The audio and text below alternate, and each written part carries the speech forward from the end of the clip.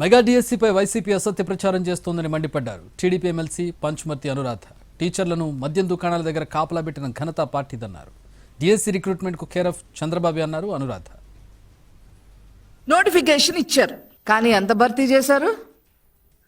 గుండు సున్నా. కానీ వాళ్ళు ఏం చెప్పుకుంటారు? 2024 డిఎస్సికి 6,000 ఇచ్చామని చెప్పి చెప్పుకుంటా ఉన్నారు. ఇంతకన్నా దారుణం ఎక్కడన్నా ఉంటుందా అసలు? ఎక్కడన్నా ఉంటుందా అసలు?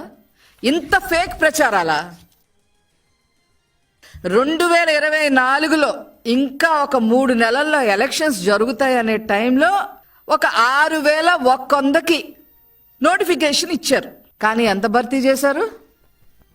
గుండు సున్నా. కానీ వాళ్ళు ఏం చెప్పుకుంటారు?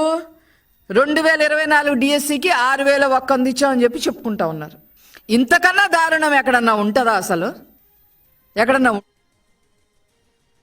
ఇది వీళ్ళు ఏదైతే సోషల్ మీడియాలో ప్రచారం చేస్తున్నారో వైసీపీ, ఇది తప్పుడు ప్రచారం.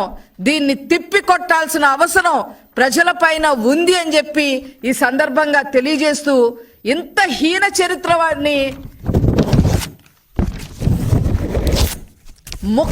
ముక్కలుగా వైసీపీ పార్టీని చెయ్యాలి అని చెప్పి ఈ సందర్భంగా నేను తెలియజేస్తాను.